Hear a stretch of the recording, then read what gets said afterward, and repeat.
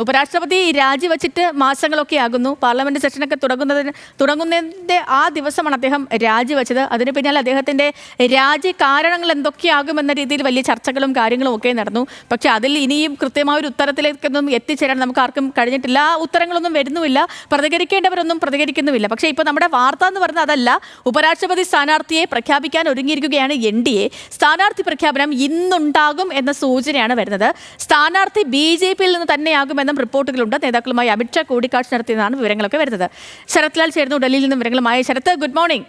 ഒരു പ്രഖ്യാപനം ഇന്നത്തേക്ക് പ്രതീക്ഷിക്കാമോ?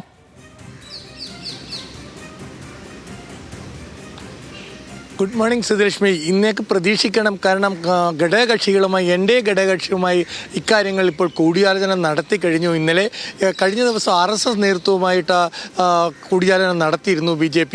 ഇപ്പോൾ ഘടകകക്ഷികളായ തെലുങ്കുദേശം, അതേപോലെ ശിവസേന, ജനതാദൾ U തുടങ്ങിയ ഘടകകക്ഷി നേതാക്കൾ നിതീഷ് കുമാർ, അതേപോലെ തന്നെ ചന്ദ്രബാബു നായിഡു, ഷിൻഡെ എന്നിവരുമായിട്ടാണ് ഇന്നലെ വൈകിട്ട് ടെലിഫോണിലൂടെ ഇവർ ഇക്കാര്യങ്ങൾ ചർച്ച ചെയ്തത്.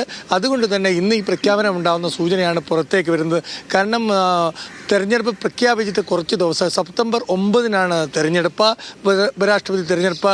21-നാണ് നോമിനേഷൻ നൽകേണ്ട അവസാന തീയതി. അതുകൊണ്ട് തന്നെ 21-ന് മുമ്പ് തന്നെ നേരത്തെ തന്നെ NDA സ്ഥാനാർത്ഥിയെ പ്രഖ്യാപിക്കും എന്ന് തന്നെയാണ് BJPയുടെ അടുത്ത വൃത്തങ്ങൾ പറയുന്നത്.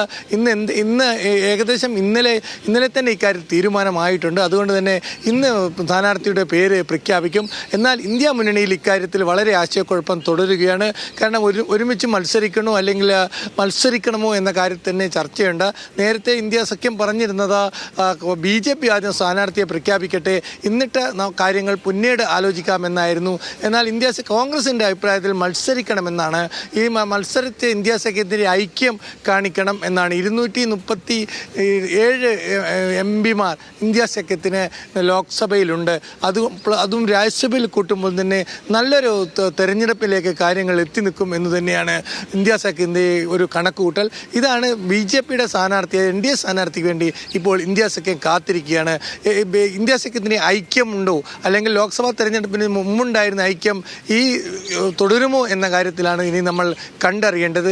ഏതായാലും ആം ആദ്മി പാർട്ടിയടക്കം വോട്ട് ചോരിയിൽ ഇന്ത്യ സഖ്യവും രാഹുലിൻ്റെയും നേതൃത്വത്തിൽ ഒരുമിച്ച് മുന്നേറുകയാണ്. ഈ സാഹചര്യത്തിൽ അതിനുള്ള ഇന്ത്യ സഖ്യത്തിൻ്റെ അടുത്ത ഐക്യത്തിൻ്റെ ഒരു പ്രകടനമായിരിക്കും ഉപരാഷ്ട്രപതി തെരഞ്ഞെടുപ്പ് എന്നാണ് കോൺഗ്രസ് പ്രതീക്ഷിക്കുന്നത്. ശ്രീലക്ഷ്മി.